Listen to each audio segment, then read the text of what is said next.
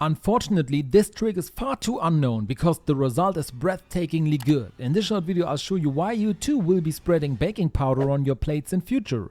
Here's how this trick works. You need a sponge like this, which is a little damp. Squeeze it over your plate so that a small amount of water comes out, but it shouldn't be too much. Just so that the plate is a little damp at the end. Now rub it briefly with your hands so that it covers the entire surface of the plate. Now grab some baking soda and sprinkle some of it directly onto your plate. As you can see here. You will immediately notice a small reaction as the baking powder starts to foam. But that's not all, of course. The trick goes even further and the result at the end will really amaze you, because now you need a sponge again and should start rubbing it over your plate. Rub over your plate for a few minutes depending on how dirty it is. When you've finished, you can rinse it once and you should see the result straight away. In my case, you can now see that there were a few darker streaks on this plate, and after I treated it with baking powder it looks much better.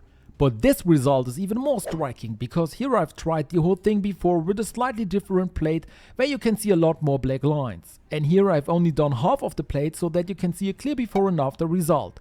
Here you can clearly see how well this trick works with baking powder on plates.